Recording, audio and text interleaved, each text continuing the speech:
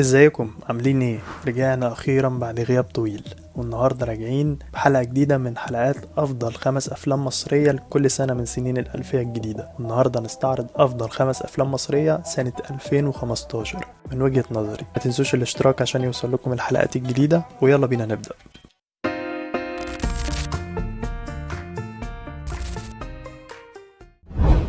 الفيلم رقم 5 معانا فيلم ولاد رزق الجزء الأول، طبعا إخراج طارق العريان وكتابة صلاح الجهيني. فيلم ولاد رزق بيحكي عن 4 اخوات قرروا يدخلوا عالم الجريمة، بس الدنيا ما بتمشيش دايما زي ما بنخطط لها. عملية واحدة وبتبوظ والدنيا بتتقلب، وكل واحد فيهم بيلاقي نفسه قدام قرارات صعبة. السيناريو اللي كتبه صلاح الجهيني مش بسيط، رغم ان في ناس شافوا فيه اقتباسات من افلام اجنبية كتير، لكن الحقيقة ان الفيلم فيه توابل مصرية خالصة. الحبكة مليانة مفاجآت والتواءات وتحولات مش بتتوقعها بسهولة.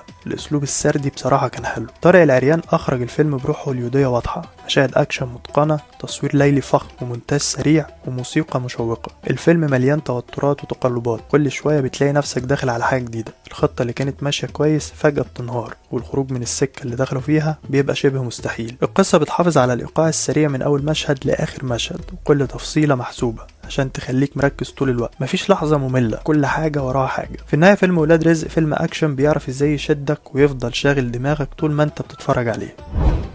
الفيلم رقم 4 معانا فيلم سكر مر، إخراج المخرج هاني خليفة، وده تاني فيلم ليه بعد فيلم سهر الليالي، تأليف الكاتب محمد عبد العاطي. سكر مر بيحكي قصة مجموعة شخصيات مختلفة. الفيلم بيورينا علاقات من بره شكلها مثالي، لكن جواها مشاكل كبيرة بتخليها غير مكتملة، وفي علاقات تانية تبدو مستحيلة لكنها بتستمر لأسباب غامضة. كل ده بيحصل في ظرف زمني صعب جدا، 5 سنين مليانين اضطرابات سياسية واجتماعية أثرت على الناس وعلاقاتهم العاطفية اللي المفروض تبقى مليانة سعادة، لكن بتبقى مليانة ألم وحيرة. وبرغم كل ده الشخصيات كلها متمسكة بالأمل في السنة الجديدة، لأن مفيش حد يقدر يتنبأ بالمستقبل. المخرج خليفة أثبت في الفيلم ده إنه بيقدم سينما مختلفة مليانة عناصر فنية متقنة، لكن النص كان فيه تحديات، خصوصا مع وجود حوالي 10 شخصيات رئيسية، والتفاوت في أداء الممثلين كان واضح. القصة في الفيلم في عمقها إسقاط واضح على تأثير الثورة المصرية والاضطرابات اللي بعدها على حياة الناس. زي ما التاريخ بيقسم الزمن لقبل وبعد، أحداث كبيرة زي النكسة أو 11 سبتمبر، الثورة المصرية هي علامة فاصلة في حياة الناس. الفيلم بيعرض التغيرات الاجتماعية والنفسية اللي حصلت،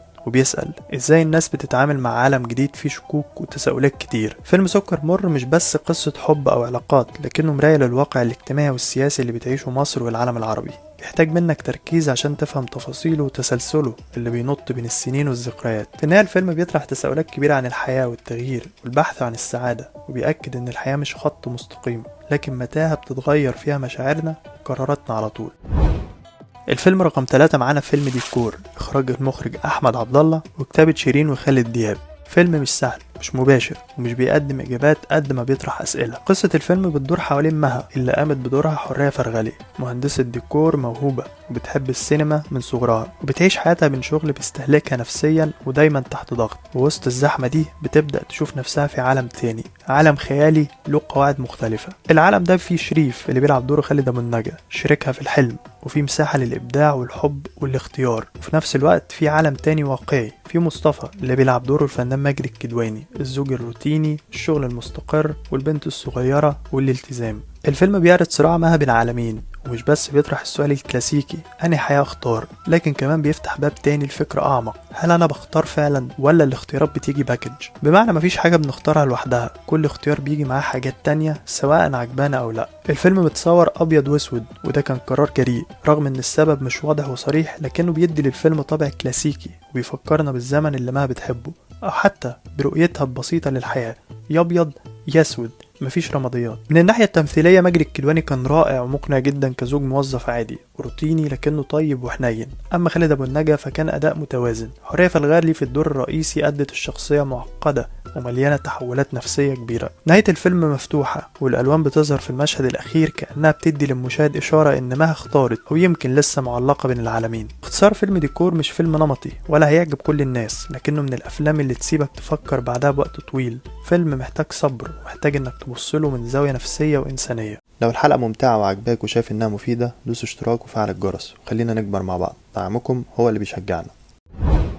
الفيلم رقم 2 فيلم قدرات غير عادية، تأليف وإخراج الرائع داود عبد السيد، وده كان آخر أفلامه حتى الآن. بياخدنا داود عبد السيد من تاني لعوالمه السينمائية المميزة في فيلمه اللي فيها الفلسفة بتتقابل مع الواقعية السحرية، والرحلة جوه النفس اللي بتتحول لرحلة بره على شط البحر. القصة بتحكي عن يحيى اللي لعب دوره الفنان خالد أبو النجا، الباحث اللي فشل يثبت نظريته العلمية عن القدرات غير العادية عند البشر، فيجبر بوقف شغله ويلاقي نفسه تايه ومش عارف طريقه، لحد ما بيستقر في بنسيون بسيط على البحر بتديره ست غامضة اللي بتلعب دورها نجلاء بدر وبنتها الصغيرة اللي ليها حضور لافت. شوية بشوية ملاحظات يحيى بتتحول لقناعات، هو فعلا في قدرات غير عادية ولا يمكن الحياة اليومية جواها أسرار أعمق من اللي بنشوفها. الفيلم بيرجعنا لأجواء رسائل البحر، مش بس عشان البحر والإسكندرية، لكن كمان في ملامح شخصية البطل يحيى، وهو امتداد ليحيى التاني، الشخصية اللي بتسأل وبتتأمل وبتدور على معنى. داود عبد السيد كمان بيكرر هنا طريقته اللي بيحبها، بطل مستكشف وبيقابل شخصيات غريبة الأطوار، كل شخصية منهم بتمثل جزء من لغز كبير من الإنسانية والوجود. موسيقى راجح داود ليها دور كبير في خلق العالم الحالم ده، موسيقى ناعمة بتدخل لقلب المشهد من غير ما تفرض نفسها، زي الأسئلة اللي بتدخل دماغ يحيى واحدة واحدة.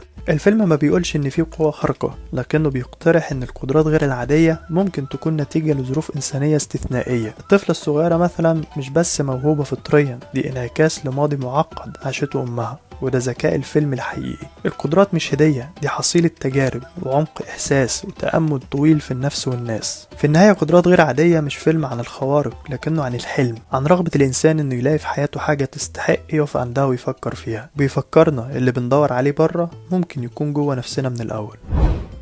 الفيلم رقم 1 وفي رأيي أفضل فيلم سنة 2015 فيلم نوارة، تأليف وإخراج المبدعة هالة خليل. فيلم بيحكي عن بنت بسيطة عايشة في حي شعبي تشتغل خادمة في فيلا وزير سابق. قصة بتدور في عز أحداث ثورة 25 يناير وبعدها، واللي غيرت حياة ناس كتير لكن مش دايما للأحسن. نوارة واللي قامت بدورها الفنانة منة شلبي كانت بتحلم بحلم بسيط وبحياة بسيطة، شقة صغيرة وجواز وأمان، بس الدنيا ما ساعدتهاش، والثورة اللي فتحت أبواب الحرية قفلت عليها أبواب العدالة. الفيلم بيعرض مفارقة كبيرة بين طبقتين في مصر، طبقة فوق عايشة في كومباوندات ومش شايفة غير نفسها، وطبقة تحت عايشة في وسط العشوائيات محرومة من أبسط حقوق الإنسان. نوارة كانت الواصل الوحيد بين العالمين، بتخدم في بيت الوزير محمود حميدة ومراته الفنانة شيرين رضا، وفي نفس الوقت راجعة كل يوم لعشة وسط الزحمة والمجاري وجدتها العيانة. هالة خليل استخدمت الصورة بحرفية وفضلت التصوير في أماكن حقيقية بدل الديكورات عشان تعكس بوضوح التباين المرعب من حياة الطرف والفقر،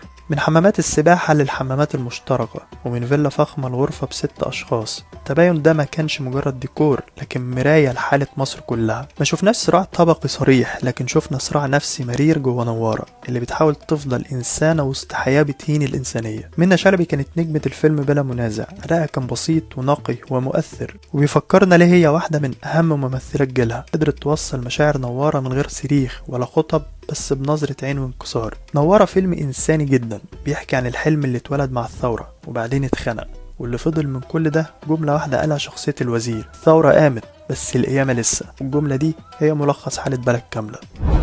ما تنسوش تتفرجوا على الحلقات اللي فاتت من السلسلة، واستنوا في الحلقات الجاية عشان نستعرض مع بعض أفضل أفلام سنة 2016. قولي في الكومنتات ترتيبكم الشخصي الأفضل للأفلام، ولو عجبتكم الحلقة ما تنسوش اللايك والشير والاشتراك وتفعيل الجرس عشان يوصلكم كل جديد. استنونا في الحلقة الجاية. سلام.